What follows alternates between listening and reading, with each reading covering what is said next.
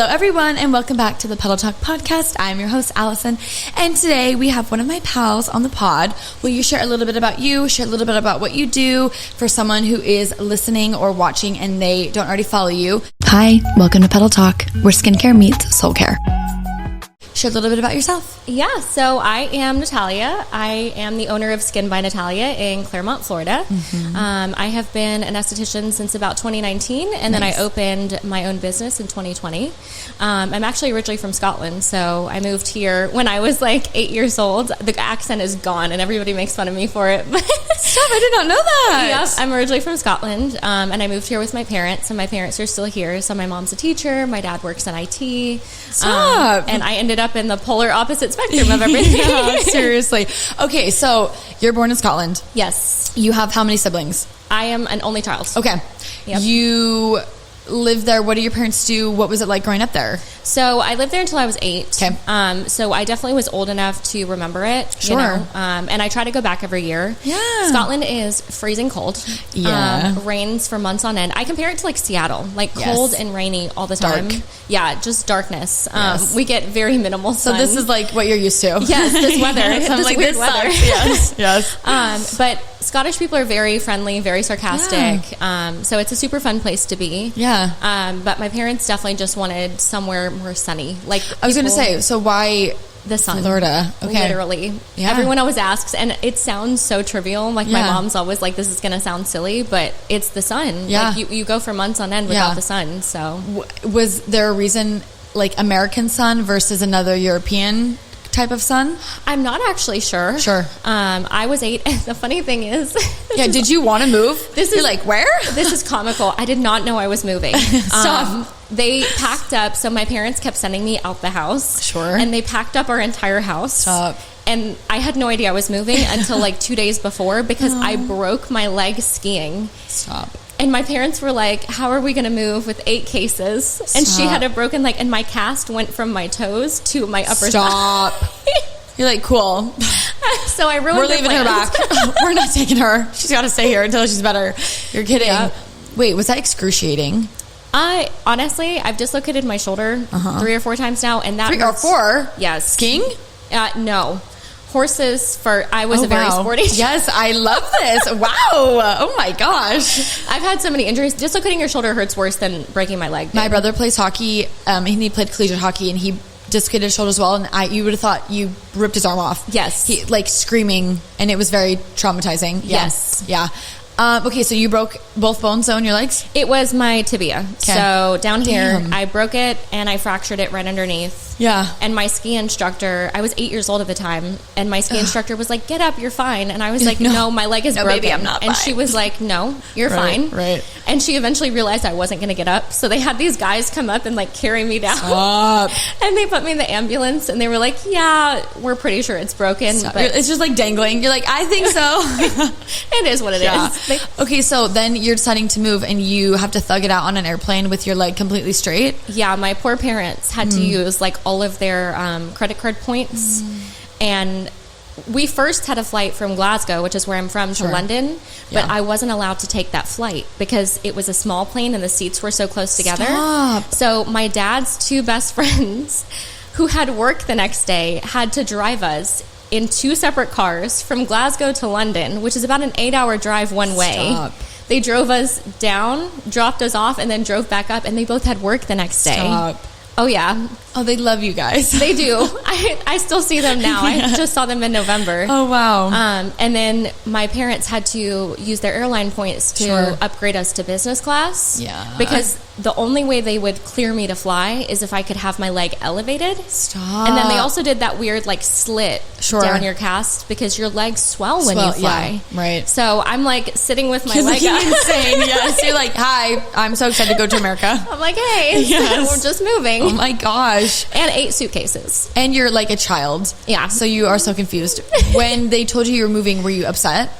I honestly don't really remember. Sure. I do remember that as soon as I got here, I started 3rd grade. Yeah. And I tried as quickly as I could to pick up an American accent Yeah, because I didn't want to sure. stand out. I was Yeah. like, I cannot sound like this. Yeah. But I was a theater kid, so I was like used to having to switch my voice. So I was like, you know what? We can do it. But it's just like a role I'm playing. Yep.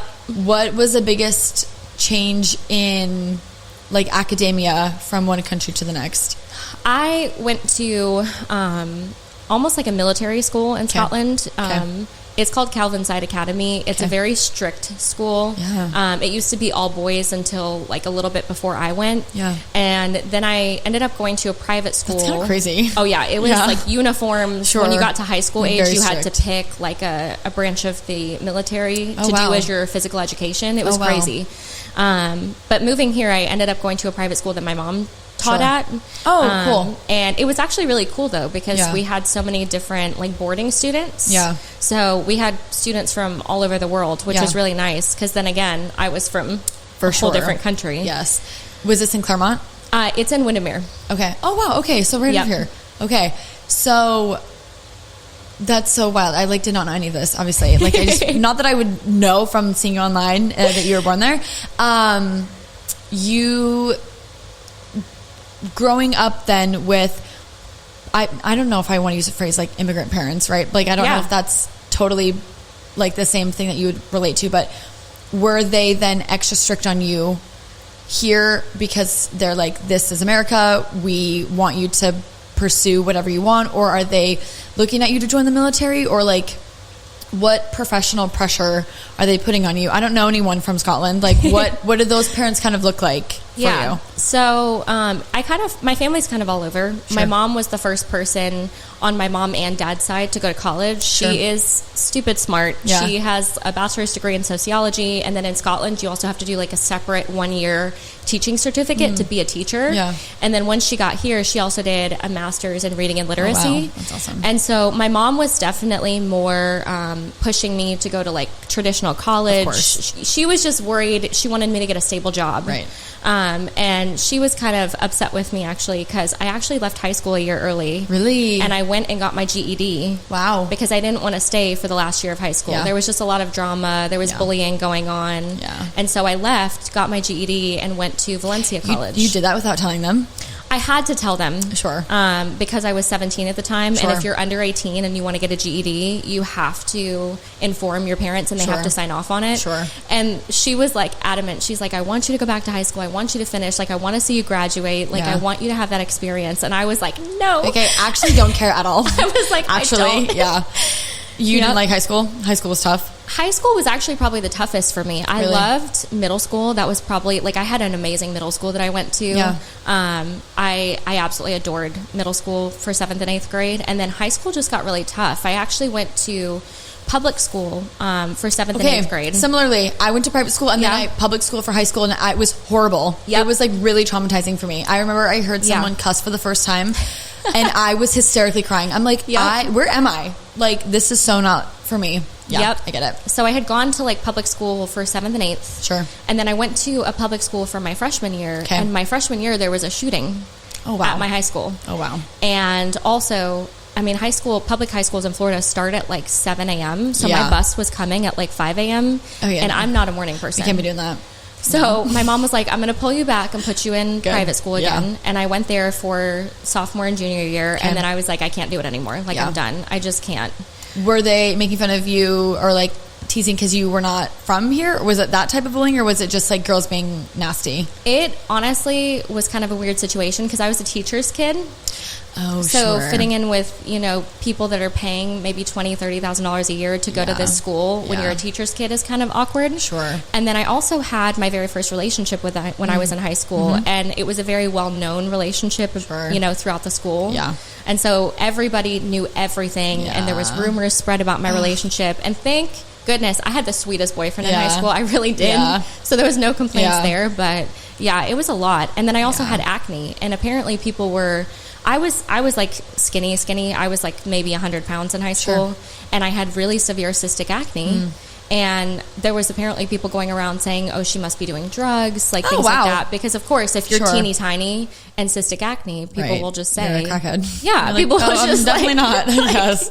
Which also, like, those things do not correlate whatsoever. Yes. That's really tough. I feel like high school is one of those seasons where no one goes unscathed, right? Oh, yeah. But some have it harder than others. And physical, like, bullying, I think is so beyond. Oh yeah. Anytime I've ever heard comments of like my girlfriend's kids or like siblings of friends, whatever, when I hear about, well, she's short and they make fun of her, I'm like, what the hell? What is she supposed to do about that? Right? Like, she's skinny. Okay. And they'll find anything. Yeah. But that's the thing. But like, it's just so interesting now, you know, as we're older, obviously, I don't know how old you are, but I look back and I'm like, oh yeah, no, I would just do things so differently now. Yeah. And I'm sure that you feel similarly. And I think about, cause I had a kind of a weird high school experience too, but I think about that and I'm like, God, I just would do it so differently. I really, really would. Yeah. And I think a lot of us feel like that.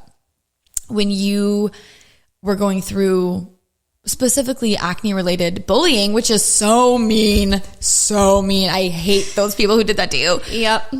Are you looking at getting an esthetician at that time? Or is that why you were interested in skin? Yeah, actually. So my mom always took very good care of her skin. Because, I'm sure. She gorgeous. Seems like amazing. Yeah. She really is. Yes. I always watched my mom take care of her skin because she had cystic acne when Sure. she was younger too. And she actually had to go on Accutane twice. Sure. Which in Scotland we call it Roaccutane. It's just different brand name. Sure. But she had to go on it twice. So she always took really good care of her skin. So when I started having issues, she was like, okay, we got to fix this. Yeah.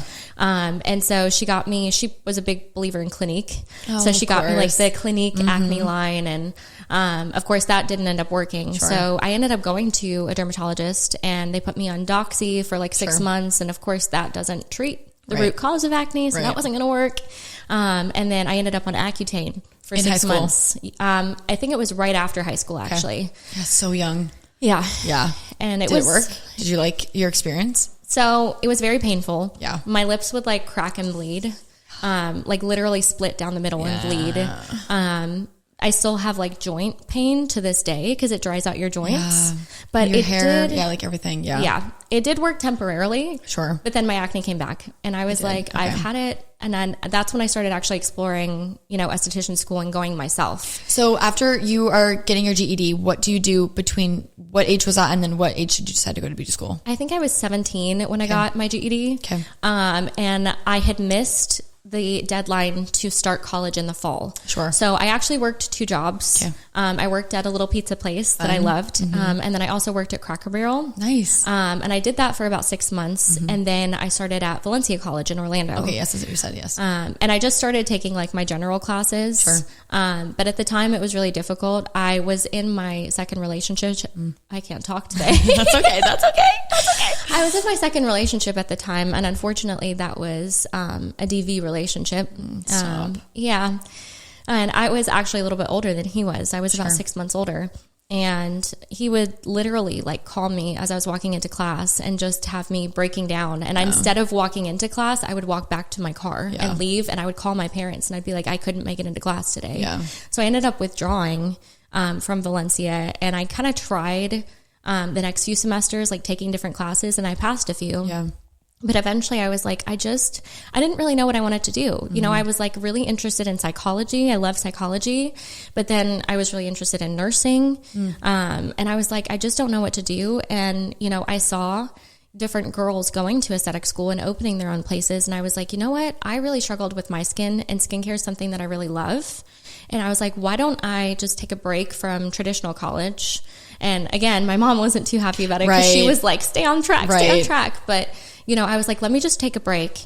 And I was working as a waitress at that point. And I was like, listen, I'm going to take classes during the day, waitress at night. I paid my entire way through aesthetic school myself. And it was like 5 or 6 months. So it wasn't too bad. Yeah. And I did that and I just loved it. Like I completely fell in love with it. Yeah. Did you like your beauty school experience? I loved it, honestly. Okay. Where did you go to school? I went to Orange Technical College, which was in Winter Garden. Okay. So it was super close to my house. Very, very convenient. Yeah. The one downside is we had a girl that bullied everybody, which, shocker, Rudy. Stop. Shocker. I mean, it was so funny actually, because my aesthetics professor taught a high school class and an adult class. And she stood up on the first day of class in front of everyone. And she goes, I will tell you right now, there is more bullying in my adult class than there is in my high school class. It's insane. I was like, what? Yeah. I always like to ask people about their beauty school experience because I also had a really lovely, amazing experience. Yep. And I love that for me, but I know that most girls unfortunately don't. And I always like to ask what that was like because if anyone is ever listening and they're like, I want to go to beauty school, just, it's not for the faint of heart, okay? It's harder than it looks. It's not. It really is. It really, really is. Obviously it's so fun and there's so many fun parts to it, but yeah, it's tough out there. Oh yeah. You decide that you want to do skin, like what made you pick that school? What made you kind of decide like now is the time? What did that process look like in selecting your school? So I had left, obviously, traditional college, and I was working as a waitress. And I was kind of like, okay, I need to do something. Like, I don't want to not be in school. I don't want to not be working towards something. Sure. And so I started just researching schools, and obviously some are very, very expensive. Yes. And everyone that I spoke to, that I asked, was like, just go to the most affordable school you can find, because realistically, you're going to learn more out of school than you are going to learn in school. And you don't want to be putting yourself in debt, you know? And so that's what I did. I just found the most affordable school, and I was really, really lucky. It was really close to my house. Yeah. I mean, I was living at home at the time. And so it was a 20-minute drive to school. Yeah. And I loved it. And my teacher was a complete sweetheart. She doesn't teach anymore, I don't think. I think her successor took over, but she was a complete sweetheart. She was a fully licensed cosmetologist. Nice. And she had worked at Disney. She had run, spas and salons before. And so she really talked to us a lot about the business aspects as well. Like, you need to be professional, and also, managing, don't use too much product, because if you are working for someone, preach, like, please preach. I'm going to clip that and send it to all my girls. I talk about that all the time. Clip it. Clip it. Title of this episode. Yeah. Keep going though. No, it's serious. She was like, if you're working for someone else and you're using too much product, then you might not be there that long. Yeah, I'm pissed. And I'm always pissed. Yeah. And then if you're working for yourself, you're going to cut your profit margins and not be able to afford to pay yourself. Yes. So she was like, measure everything out. She bought us those little, the little kitty. I bought measuring spoons for them. Yes. And they never use them. They're never clean or dirty. I see them. They never touch them, and I get pissed. I'm right there with you. I like her. I like your teacher. Yep. She was like, measure everything out. She bought us the little kitty paint trays, and she was like, I want you to put your cleanser in this, your second cleanser in this. I have palettes too, and they never use them. I am... Clip this whole part. I'm so serious. I do the same thing. I buy them all these spoons and these pellets, and I still go in there. Why do we have to order this every 3 weeks? Why? Why are you going through 80 ounces of fluid in 3 weeks? Like, I'm pissed. Yeah, she was big on that one. Yeah, I so get it. Do you feel like she really impacted your career? Do you feel like she's someone that you look to? There's a couple girls that in my beauty school experience that I really attribute my success to. Is she someone that you're like, I think fondly of, and I kind of attribute similar to her? I definitely think so. I think the biggest thing that she did for everyone in the class is she really just supported us. Like, she was very much like a mama bear. Yeah. And I obviously had, I love my mom to death, but she was very unsupportive of me going into aesthetics because she was worried about me. She was like, is this going to be a stable career? Can you make money? And so she was very standoffish. My mom borderline didn't talk to me through aesthetic really? school. Yeah, because she was really upset. Yeah, she was not happy. Like, GED to aesthetic school instead of college. She was like, what are you doing? She's like, hi, this is actually the opposite of what I wanted. Yeah. So, having my aesthetics professor be so supportive, and, she would have done anything for us. She really would have. And she was also very blunt, because I'm a very blunt person. Sure. She was like, we're not going to be using the best of the best products in school. You're in school. This is just to get you the basics. Right. And if you want to learn more, you're going to have to take extra. Amazing. I love that she's so honest. And I think that's something that there is a, not lack of in this industry, but being just realistic of what school is for. School is not to get you to become a master esthetician. Like, I'm sorry. And when I hear girls come out of school and they're like, even when they apply to work here, they're like, well, what are you going to do for me? Well, do you have a full book for me? I'm like, are you out of your mind? Are you serious? No, I don't actually, like, whatsoever. Very entitled, very ignorant. And I feel like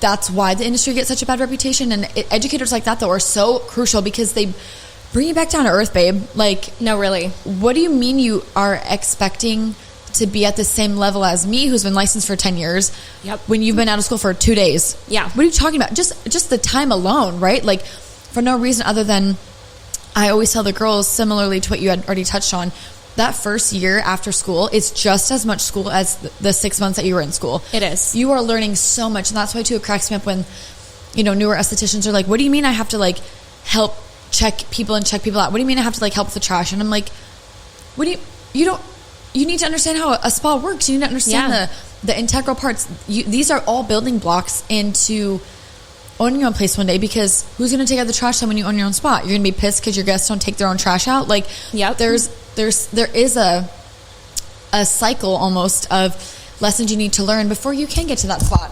And I only say that, don't mind me, I only say that because that's how you're set up for success. You have to go through those parts like everyone does. Everyone like pays their dues. And I don't love that phrase, but to some extent, you have to be able to walk before you can run. And some girls don't get that. No. It's tough out there.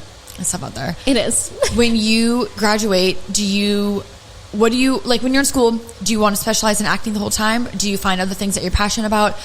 Do you decide right away that you're going to own your own business? Do you work for someone else? What does that look like? Does your mom start talking to you again? Like, what does that look like? She did start talking to me again. Perfect. She definitely did.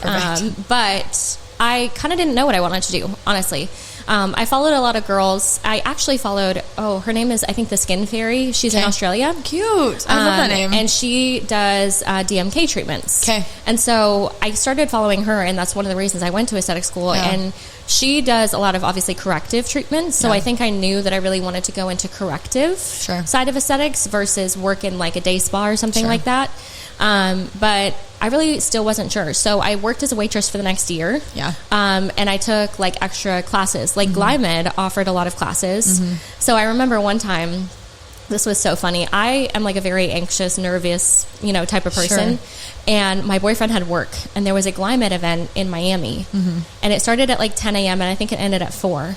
And I was like, I really want to go to this event. And he's like, well, why don't you just go? And I was like, well, I don't want to go by myself. And he's like, just do it. He's like, you'll feel so much better if you do. So I woke up at like 4 in the morning.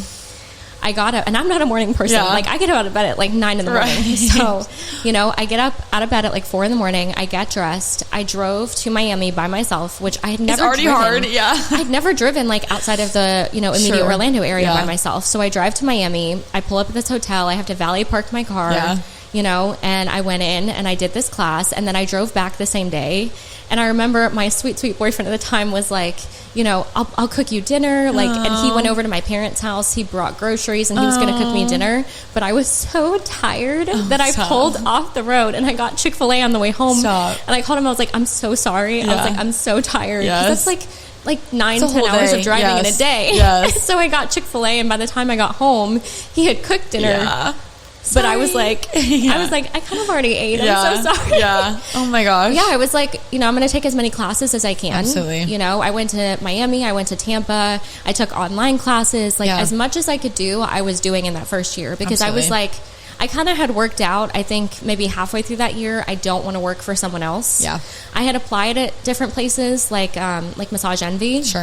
But I just didn't think that they seemed very ethical in how they treat their, estheticians. Like, it was like you'll get paid like $16 an hour, and then if you sell like a $200 upgrade, they want to give you an extra $2. Like, that just doesn't seem right to me. And then on top of that, another thing my aesthetics professor warned us about is it's your license at the end of the day. Of course. And if you're working for someone and they're like, I want you to do this on this client, and it's unethical, you have to choose between doing something that goes against your license, which could possibly lose your license, or getting fired. Absolutely. And they don't always pay that great either. I mean, she had people calling to hire us out of school, and they wanted to pay us $10 an hour. And she was like, no. I hear a lot of those types of stories from those types of places, and I think that obviously there's a need for them in some aspect. I think a couple months, stepping stone, sure, whatever. But when I hear girls that have worked there for a really long time, I'm like, that's really interesting, because I know that you don't get to use excellent products. You're not being paid oftentimes a fair wage. They have really bizarre rules in as far as like, if you can leave, if you can stay, you're like contracted, but you're hourly. Like, there's a lot of stuff going on back there. And you got to be careful. You really do. I don't know that much about the back end, but those like, if you got to do what you got to do, right, for a little bit, sure. But like, I really implore everyone, I always say this, to hire around and to try around and to interview everywhere, because you just never know what is going to be the right fit. And I'm a big believer that as soon as you walk in, if it's a right fit for you. And I'm glad that it didn't work out, you know? Me too, honestly.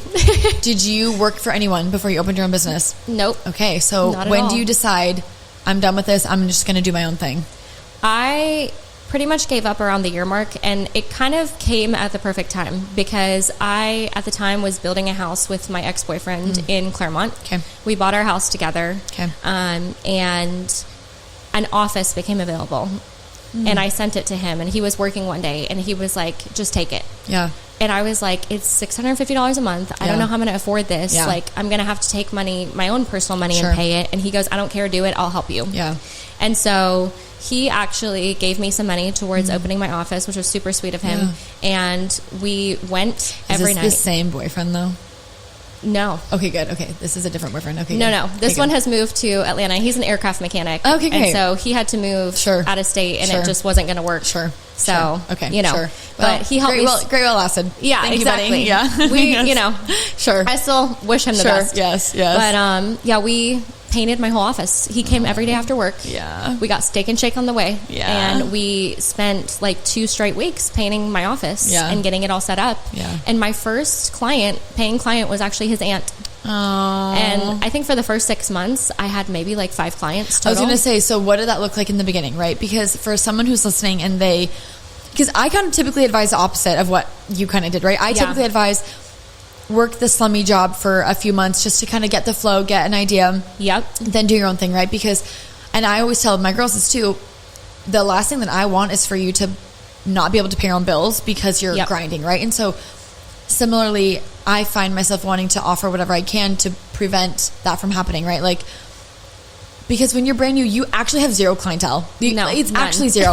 Yes, your aunt might come in, but she also might not. And like, sometimes there's times when, you know, girls are very bright-eyed and bushy-tailed, and they're like, well, I have all these people that are going to come in. Yeah. And then they start, and I'm like, where's all your friends? Yep. Where are they? And they're like, well, I'm like, yeah, I knew this was going to happen, right? That's like why we set you up like this, or this is why we, whatever, because it's hard. It is. So in those first few months, what is going through your mind? Because now you're like, oh wow, where's my village, right? Like, where are my girls coming in? What are you feeling during this time? I was so stressed. I'm sure. I would cry. I'm sure. I was like, what am I doing? I'm paying $650 a month in my mom was rent. right. Yeah. I spent like over $1,000 on my back bar products, you know, to open. What are you using for back bar at this time? I, for the first like 3 years of my business, only used Glymed. I like Glymed. We use Glymed here. Yep. I think Glymed's great. I only use Glymed. That's all I used for like the first 3 years because I was like, I saw these girls with all these different lines and I'm like, oh my gosh, how do you memorize all these things? That, and it's so expensive. And now you know, on the back end, to even buy into some of these brands, it's thousands and thousands of dollars. Yep. It's crazy. So yeah, make sure you know how much you're using. That little squirt of cleanser, it matters, okay? It adds up. It does. No, it does. You are feeling like this is maybe a mistake at this time? I didn't think it was a mistake. I just knew it was going to be a lot harder than I thought it was going to be. Sure. Because when people say your friends and family are not going to support your business, they will not. Those are the last people that will come in. I tell everyone this, and it's nothing against you. No. I think sometimes people just feel weird, like even going to their own friends and family, you know? And they also, I think, think she's probably busy. Yeah. Or she's probably booked up, or they are low-key like haters sometimes, right? Yeah. Sometimes your biggest haters are in your inner circle and you don't even know it until big things happen. You open a business, you get married, you get a divorce, like, and it's not until these big things where you're like, damn, like, where are my people? It's a big pill to swallow. No, it is. When does business start picking up, or what are you doing during this time to drum up some business? I pretty much just offered 50% off of all services. Sure. So I would advertise that I had, you know, my facials would normally be like $100 and I was doing facials for $50. And I really thought that would work, but it really didn't work as well as I thought it was going to be. And honestly, it took years of building up a clientele, and it mainly came from other clients. It came from word of mouth. Yeah. And it wasn't even the Google reviews. It wasn't, you know, my Instagram. Most of my clients find me from other clients. They say, oh, hey, someone told me to come to you, you know? And it took a really long time. I'm pretty much fully booked now, but I'm on October 13th. It'll be year 5 for me. Yeah. So, you know, but that's real life. Yeah. And I think that's why it's so important to have these conversations, because you do have those girls like I touched on earlier that come out of school and they're like, so expecting of things, and that's just not true. That's just not how it works. And not at all. like having these conversations and being so honest, because it is hard and it is a lot of work, and I'm sure you feel it's the most fulfilling ever, but at the same time, it did not happen overnight. It never happens overnight. Building your business doesn't happen overnight. Building a spot like this does not happen overnight. Like, there's a lot that goes into it, a lot of sacrifice, and lifting the veil is really important. Oh yeah. So obviously, like offering the discounts is not working. And I always say that too to girls. Yep. If you can't get guests to come in for free or discounted services, you'll never get them to come in for paid services. What marketing strategy works a bit better for you when you're starting to build a couple years ago? And also, what year did you open your business? I opened in 2020. Okay, so then also, what did that look like for you in doing it like post pandemic? Oh yeah, that was tough. Right. I think I knew it was good to take advantage of that time. Sure. Because unfortunately, and this sucks, but a lot of businesses went out of business or they needed to adapt and rent out rooms. Right. So I was lucky to find an office during that time. But it was definitely stressful. You have to get people to trust you to come in. It's a very close service. I wore a mask for every service. Sure. I made sure I was like all on sanitation protocols. Like, I'm already a very, specific person when it comes to sanitation. But, I think I really started to just tell clients, if you refer somebody, I'll give you $10 off your next service. If you leave a Google review, I'll give you $10 off your next service. Yeah. I listened to a business podcast once, and I think they said, if you can maybe slightly discount the first 3 services, maybe even, they come in for a discounted service, and then next time you give them a discount, but it's not as much. Like, maybe, hey, if you leave a review, I'll give you $10 off. And then maybe the third time they come in for like a monthly special. If they like you, all those 3 services, they're more likely to stick with you. Yeah, that's good. And so I kind of just tried to encourage people, if you have anybody that, has any issues with their skin, or even anybody that would just like to come in. I think one thing that worked really well was I did a buy one, get one 50% off. So instead of just offering 50% off of my services, I said, if you buy one, you'll get 50% off the next, because then at least it guaranteed me 2 services. Yes, absolutely. And my mom was actually really helpful, surprisingly. Yeah. Okay. So what is she thinking during all of this time as well? She was stressed out for me, I think. Sure. But she was trying to help as much as she could as well. She said, my waxer, she went to a waxer, and she said, my waxer only does packages pretty much. And she's like, what if you did packages? Because if you do a package, it's slightly discounted, but then you're guaranteed those services. Right. And then if the people don't come in, you still have the money in the bank. Right. And I was like, well, that's a good idea. So I tried to start offer, discounted packages, and that seemed to help as well. And I really think it's just difficult, because in aesthetics, you'll get people that are coming in to treat themselves, and it's like a one-off thing. And then you'll get those people that are like, no, I'm in this for the long haul. I want you to fix my skin. Right. I want to feel confident in my skin. I want to trust you. Yeah. And you kind of have to accept that certain people are going to be kind of one-off people. And then other people, the people that are in the middle, you can say, listen, I would be more than happy to help you with your concerns. I think it's really about listening to people too. Absolutely. Because people will tell you exactly what they're looking for. Well, and they're coming to you because they trust you. They want you to tell them. They want you to say, I understand that you have this scarring question or concern. It's going to be these 3 treatments. It's going to cost this much, and you have to buy these things to go home. Yep. Period. That's what you would do at a doctor's office. Yeah. Hey, doctor, I'm having this pain in my hip. Okay, you need to wear this brace. You need to take this supplement. Okay, you don't even think twice about it. It's the same formula. It is. It's really important to create that trust, though, and to create that connection. And I think that's where ethics, like you mentioned, does play such a big part in it, because it would be so easy for us to be like, oh yeah, everyone needs a microneedling package for $1,500. Every single guest. Yep. That's what they need. Yep. And that's actually not the case. And people get greedy and people get cloudy, and it's unfortunate. Yeah. Yeah. So after maybe like that first year, when do you start to feel like things are picking up and you're at a more like consistent spot? I definitely felt it probably took between like year 2 and year 3 to feel like, okay, I'm actually gaining traction here. Yeah. Like I said, I probably wasn't fully booked up until this year. Yeah. And I'm about to hit year 5. Yeah. So I think people don't realize it takes as long as it does, because you really have to build that trust. Like, I'm at a point now where I'm having to say, I'm sorry, I just don't have that availability anymore, but it took years and years and years. I actually just posted about this. I didn't pay myself for the first 3 years of my business. Yeah. I was very lucky that I had savings saved up.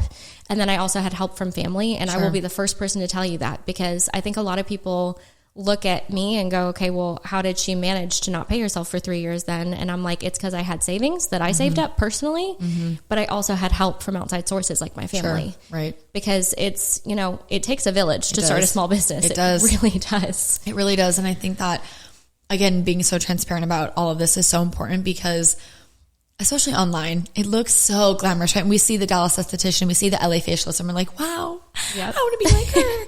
And then we forget that homegirl's never paid herself, and we forget that homegirl never fill in the blank, right? And and there's a lot of times too, and I always use the phrase leaders eat last. And there's a lot of times in this building that I'm the first to give up my whatever, anything, if I know that my girls can pay their bills and take care of their kids, right? Like, that's all I care about. And that's hard, right? Because like, I'm the boss, I want to make the most amount of money, right? Like, that's the mentality that a lot of business owners have. That's not being a leader. That's not what you want. Whatever we can do to make the girls busy and make money, like, that's how you create a successful business. And sometimes we have to take it on the chin for however long. And that sucks. But you know, just as well as I know, that the big picture, that's all that matters. And one day it will pay off. Oh yeah. And now you're maybe at that spot. And I love to hear that this year has been so amazing. What do you think has changed in the last year? What do you think brought either an influx of business, or do you feel like you have like a specific reason? Was it a service that you brought on? What do you think attributed to a more successful year this year? So I think it was about 2 years ago, maybe just over a year and a half ago, I brought on Face Reality for acne. Which that's been a big help. Obviously I use all the Face Reality products myself, as well as Hydrinity. So good. Yep. And so that was a big help, because even if I don't always pull from Face Reality products, it gave me a lot of knowledge, a lot of background knowledge. I also brought on Hydrafacial, which was absolutely terrifying, because I think my machine with the consumables when I first bought it was like $21,500 maybe. And I had to pay that over a year. And I was like, how am I going to pay this? Like, you pay rent, you pay insurance, you have product orders. I didn't know how you're not making any money as well. So no, like I was so honest with my clients too. I'm like, girl, that machine payment is so expensive. Like, because I felt like, you know, if you're down to earth with your clients and they know that you are foregoing, you know, absolutely pay so that they can have services, you know, they were all like, oh my gosh, like that's crazy. But that's also so awesome that you're doing that so that we can have that service with you, you know? So why did you pick Hydrafacial as your first machine? Well, I just thought it was very well known. And I had gotten a Hydrafacial from someone who I considered my mentor at the time, and I really enjoyed it. I love that you can see the gunky jar. Yeah. I'm a sucker for the gunky jar. And I love that the brand was so well known. I love that they do so much marketing. I think it helps a lot when brands do marketing on their own, because then that pushes people to the service. Absolutely. Not to say that I think everyone should get a Hydrafacial every single month, but when my clients need a hard reset, like, that's the first thing I'm going to tell them. Or if they have an event coming up and they don't want any downtime, I'm like, let's just do a Hydrafacial. And so it's really helped my business a ton. And I still love sucking gunk out of people's pores. We love Hydrafacials around here. Yeah, we're big Hydrafacial girls too. I always find it interesting to see the first laser device, whatever people choose to buy, because you have 1,000 options. So many. Why are there so many lasers on the market? So many lasers, so many machines. It's so overwhelming. And I think that's why brands like Hydrafacial, Skin Pen, Morpheus, like, these brands become like these household names, because they are so popular and they do have so much public interest. And it does give you a bit of a layup, and it does give you a bit of leverage, because you're now at that level to like, oh, well, she has a Hydrafacial machine, not some like off market, like black market one that you got. It's like, it's similar. I'm like, is it? I don't know. No. I made a promise to myself that I would not buy knockoff machines. Like, I was just not, promise. I was not going to do it, because I saw so many people. Like, I see so many girls with these like knockoff LED machines that are from Amazon, and they're basically just party lights. You know, and they're not actually doing much. I mean, you bought it for like, what, $30, $40 off of Amazon? And I was like, absolutely not. You got to get the Sluma, baby. And I know it's expensive, but It is good. Do you have any other LED? Do you use a Saluma? I use Saluma. Yeah, we have some as well. I have Saluma. As far as devices go, I have ProCell for microchanneling. I have the hydrafacial, and then I just brought on glacial as well. Oh, nice. The cryofacial. Nice. Oh my God, that sounds so nice. Oh. Yeah, I got suckered into it. I asked them to come for a demo, and my rep was like definitely kind of like feeling me out to make sure that I was serious before she came and brought a demo. But the VP of the company, I think she was the VP, her name's Joanne of Glacial, came to my demo with my rep. And I was like shaking. I was like, oh my gosh, the VP's here. And my rep Kelly gave me the demo, and I was just in heaven, like instantly. That cooling, it's so beautiful. And I had just had a CO2 laser done like maybe a month prior, and my skin was still, healing from that, and it was just a lifesaver. That sounds amazing. That sounds really nice. Oh yeah. Yeah, those reps will get you, man. They're so charismatic. They're so happy. They make it so easy. They're always gorgeous too. They're always gorgeous. They're always gorgeous. Their reps are stunning. The boys and the girls. Very attractive. Yep. And very like cheeky, and it's like, fine, just take my card. I will buy your device. Give it to me right now. Yes. They'll get you. You decide to specialize in acne and specialize in this. Is this because you went through it growing up and you have a heart for it? Talk to me about your specialty. Yeah. So I would say about like 80 to 90% of my clients are acne clients. Sure.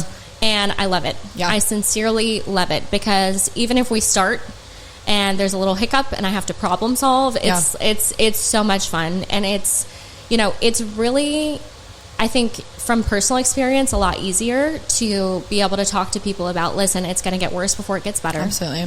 I need you to hang in there with me. I had a client and I felt so bad. Oh my gosh. She's an actual like Disney princess. Yeah. It's what she does for work. And she's the sweetest human being on earth. Like if you met her, she's so soft spoken and she's adorable. And she started my acne boot camp program with me. And about halfway through, she comes to me and she goes, oh, like I just got some really, inflamed lesions. I just went to Target because my friend said to buy this random benzoyl peroxide. Oh no. And I took a deep breath and I was like, girl, do you not trust me? And I kind of phrased it like that. And it probably wasn't the most, perfect way to phrase it, But I was like, girl, do you trust me? And she goes, well, yeah. And I was like, you cannot do that. I was like, right now, you need to trust me. You can't use outside products. I'm like, if you have an issue, I need you to text me, not your friend. Yes. Because she had texted a friend who had then gone and told her to buy this product. And she was like, yeah, but it worked. And I was like, no. It's not really. I was like, well. It'll throw off everything. Right. And at the end of her appointment, I felt so bad. She started crying. No. And I was like, are you okay? Because I'm just a really blunt person. And sometimes I think it comes across a little too blunt. I think that's the Scottish in me. Yeah, I was going to say that too. I'm like, it must be the Scottish. It's like a cultural difference maybe. They don't have as many filler words. No, we're straight to it. And so she started crying and she ended up giving me a hug.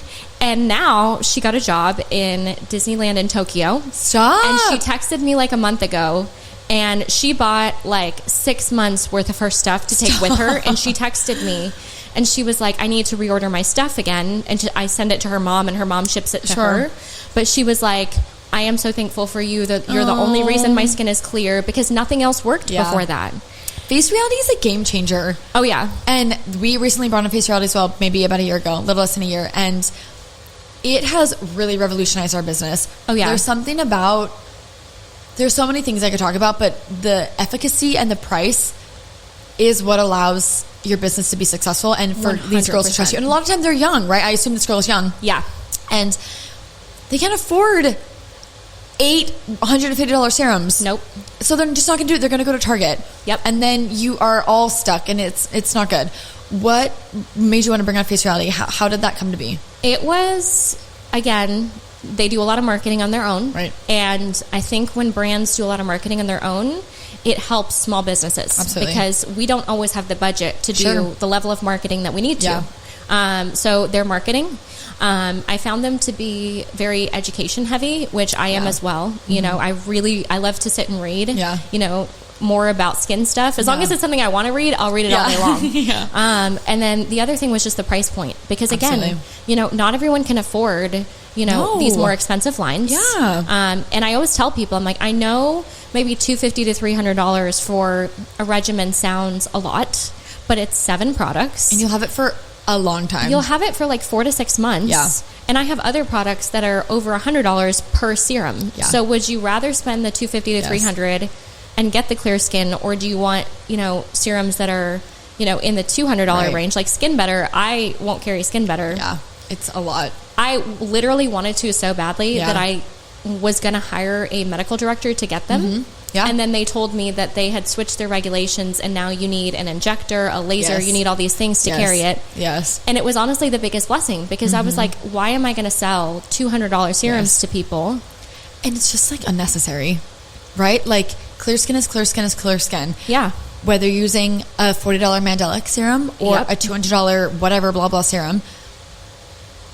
I don't know. I don't know. All the estheticians are going to come for me. I don't know. I just feel like it's hard not to, especially from the business perspective. Yeah. It's hard not to let that be a factor. Similar, we have expensive lines. We've had more expensive. We've had less.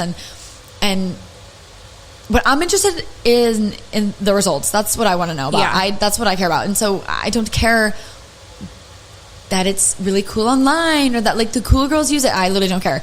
Nope. Does it work? Great. Let's go from there. And it's hard narrowing down what you want to retail. Yeah. And what you want to use. When you think about long-term, where do you kind of see yourself? Where do you kind of see your business? What new things you want to bring on? What does that kind of look like for you? So I currently have a girl that's interning with me right now, actually. Oh my gosh, that's huge. Yes, and she is the sweetest. Okay. She's super sweet. She just graduated aesthetic school, so we're waiting for her license to come through. So my goal ultimately right now is to have her start working on the days that I'm not there. Because like I said, I've had to turn down people. When are you there? I am on Tuesdays, some Thursdays, Fridays, and Saturdays. Nice. So Mondays and Wednesdays are totally open. Yeah. I'm not going to have her work Sundays because she is religious and goes to church on Sundays. But Mondays and Wednesdays are totally open. And her husband works a Monday through Friday job. Nice. So I was like, well, perfect. If you want to work when he works. Yeah. So she's interning with me right now, kind of shadowing, just learning. I love that. And then the goal would be to have her start working when I'm not there. Yeah. But my ultimate goal is to end up kind of in a place like this. Yeah. Multiple rooms. Yeah. I would love to have girls working for me. Yeah. I don't think I'll ever step away from the service side of things because I just love doing it too much. But I would love to just kind of keep my current clientele and then pass what I can't do to other people. Yeah. And it was really, really sweet because this girl showed up to my office. Yeah, how did you meet her? How did this happen? She showed up to my office. Yeah. Like literally completely randomly. I had a client that I was taking back and she was there and she had her resume printed out in like a nice clear folder and everything, very professional. And she started saying, I'm just looking to see if there's any front desk positions or any way I can help. And I was like, I can pass it along to the salon owner. But then I looked at her resume and it said, like, aesthetic school. And I was like, wait a minute, are you in aesthetic school? And she goes, yeah, are you Natalia? Because I'm here for you. And I was like, oh my gosh. I was like, oh. Yeah. And so I ended up meeting her, I think a few weeks later at Chick-fil-A. And we sat down and kind of had a talk about, what she was looking for. And I said, well, I've wanted to bring someone on, but I've just, haven't taken that leap yet. Yeah. It's a big shift. I feel like hiring your first employee is one of the biggest steps you can ever take in your business. Oh yeah. And I feel like from everyone I've listened to, like I sometimes speak to Skin by Kristen in Rome, Georgia. And she always says, the biggest deal is who you hire. Yes. You need them to be trustworthy. Yes. You need them, especially if they have different skill sets than you. Yep. She was like, don't just look for a copycat of you. That's the best advice she gave me. I completely agree. You actually want the opposite. Yeah. You want them to be good at things that you don't like. Yep. Yes. Because then, if she is great at that, I'm like, okay, great. I can refer that to her. And the more that you can offload, the better. Seriously. Yep. But it's hard. It's really hard. You're about to learn about that. I'm a freak. You're about to learn how hard it is to offload and to trust. I'm like a psychopath. I am like checking the books 24/7, emails, texts, whatever. I'm like a freak. The girls are like, can I help? And I'm like, if you want, but like, no. It's a big, you're about to grow into your leadership part of this. And that's tough. That's going to be very reminiscent of your first and second year of business. It's really hard to let go, especially because you've been doing it for so long and it's your baby. I know. You care about it more than she ever will. And like, I don't mean that disrespectfully. I mean that seriously. No, yeah. You call me if you want to vent. I'm serious because it's not easy. I'm so serious. No, I'm serious because you might need it. I will help you. I will let you talk as much as you want because it's tough. She is starting here shortly. Yes, she should be. We're just waiting on her license. She wants to bring her husband in to do like a little practice run. And I was like, absolutely, bring him in. We'll do it. So I'm such a big believer in everything that's meant to be will find its way in the end. And this girl showing up at your doorstep, it was the meant to be time. Right. And I'm really excited for you. I am too. You're going to love that. That's so fun. Talk to me a little bit, if we can, to get into your personal life a little and dig a little. Tell me a little bit about how it's been balancing your personal life, dating, your friends, maybe saying no to things because you're working 24/7. Like, how do you balance your personal life and your professional life? It's definitely interesting because I'm sure you're working when you're off. Mm-hmm. You know, I just went on a little 3-day cruise this past weekend, and I was still texting people while I'm like in a different country. Yeah. So it's 24/7. Yeah, it's a lot, but I'm very, very thankful right now. So my boyfriend currently, he works in law enforcement. So he works 12-hour shifts. Sure. And he's very, very supportive. Like, the man would do anything for me. Oh. He actually will go to my office sometimes because my office is in the area that he patrols. And so if I'm running late, he'll be like, I'll go set everything up for you. He'll turn the lights on. He'll turn the AC down. He'll turn my hot cabinet. He's like, what else do I have to turn on? So that's super great. And I've actually been able to adjust my schedule so that it fits a little bit more with his, which has been super great. It's so important. Which I love. And then I also have 2 dogs. Fun. I have a golden retriever. He's 4. His name is Clyde. And then I just got a 1-year-old Dalmatian, and her name is Paisley. Oh my gosh. And so they are my babies. Yeah. They are probably what I do the most outside of work is spend time with my dogs. Yeah. But I always tell people, I'm like, I own my house, and running a household and running a business is 2 big things. Like, I don't even know how people with full-time jobs have time to run their whole household. I feel like as soon as I put the dishwasher on, it's ready to be loaded again. Yes. So it is a lot. But I think the nice thing with business ownership, though, is you can, adjust if needed. Yes. And I've had to do that because I used to be open every day, Monday through Saturday, besides Wednesday. So Wednesday and Sundays were my off days. And it was too much. It really was. And there was days where I would have 1 client on one day and 1 client on the next day. Yeah. And it's so tough. I had to make that shift. And I was like, I understand that, these days and times work for you. Yeah. But, I kind of had to just tell people, this is going to be my availability from here on out. And it's just, that's what it's going to be. And if you want to come for your appointments, I will obviously try to accommodate as best as I can. But I'd rather stay late or come in early on the days that I'm already there than have to drive from my house every day for one to my office, which is a 30-minute drive just for one service. Yeah. Yeah. So, and I think that comes just with professional experience and the confidence to have that conversation, because in the beginning you're like, oh my God, I used to be begging to have 1 a week. And now I'm maybe going to push her. It's hard. It's very mental. It's very, am I making the right decision? Yeah. But I'm miserable now, and that's not fair either. The whole point of this is so I cannot be miserable because it's my business. Right. And why am I feeling bad all the time? It's tough. Yeah. It's a really tough situation, but I'm glad that you're able to just be honest. I think that's what it comes down to, is just being honest with your guests and saying, this is the situation. I love you so much. Yep. And you are the reason I can pay my mortgage, and I love you for that. However, Mama needs some adjustment as well. Okay. I'm really sorry. Yep. I totally get that. And I love that your man is so supportive. I think that's really sweet. Yeah. Do you foresee maybe getting married? What does that look like? Oh, this is the ongoing joke. And everybody How long have you been together? I want to know. Okay. And may I ask how old you both are? So everybody knows this. So this is not a surprise. Okay. But we started dating in January. We made it official in February of this year. Okay. It was completely unexpected. Okay. We were in a friend group together. Sure. And I was I had just gotten out of a very bad relationship that went ongoing for 3 years. Sure. And I was like, I'm done dating. Yep. It's not happening. Yep. He's about 5.5 years older than me, and borderline never had a relationship in his life. He's not the date around type. Sure. He had 1 brief girlfriend, I think, for 2 months. Yeah. So, he doesn't have experience. I have more experience, but I was like, I'm done. Sure. We're in the same friend group. And, I asked him, I was like, hey, I'm really big on getting lunch with people. I'm a foodie girl. Yeah. Let's go get lunch. Yeah. And I said to him, I was like, if you ever want to get lunch, just let me know. But I meant as a friend. Of course. Solely. He's like, wow, she wants to date me. Wow. I have a girlfriend now. I am actually convinced that's what he was saying. Yes, I'm sure. Because I was getting texts. My girlfriend Natalia? Yeah. What about her? What about her? Yeah, we go to lunch, babe. I was literally getting texts from like other people in our friend group being like, did you go to lunch with him?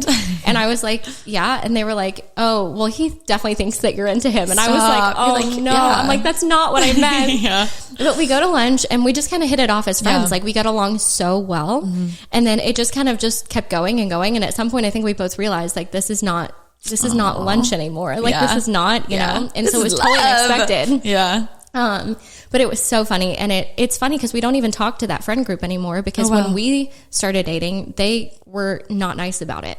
Oh, wow. And we were like really shocked because some of those people in that friend group were his friends for like 14 years. Oh, wow. So it was completely like off guard. Neither of us really knew what happened. So we don't speak to them anymore. We kind of just live in our own little world with our own friends that we have now. Yeah. But yeah, we've been together officially since February of this year. And now it's October. Yeah. The man has asked about marriage 5 million times.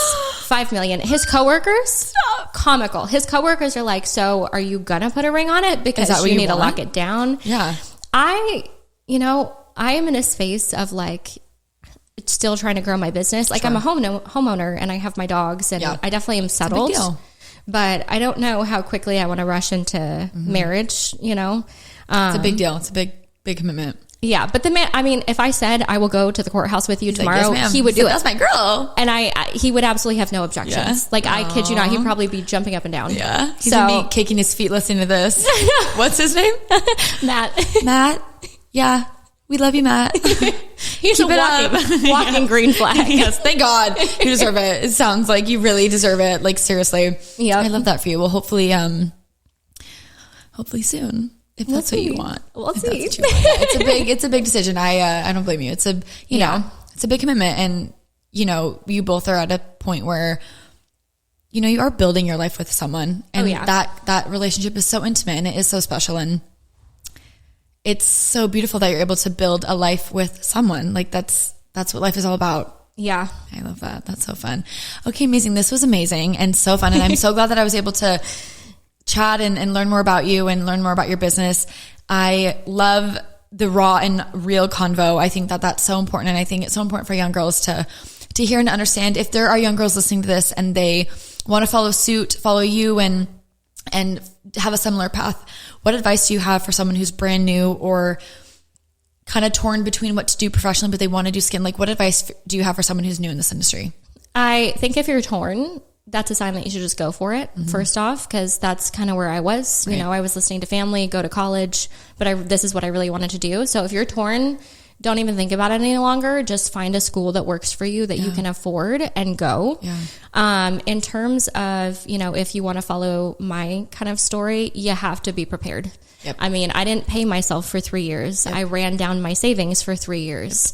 Yep. It's a great thing to do if you're still young and living at home. But if you're not and you're living on your own, you know, just be prepared. I worked 2 to 3 extra jobs when I was starting my business just to cover my bills. So that's the biggest piece of advice is just be realistic with yourself. You know, if you want to do it, go for it. I highly encourage you to. There's nothing I would say, you know, don't go for it, but just be realistic and understand it's going to be rough for a while. Yep.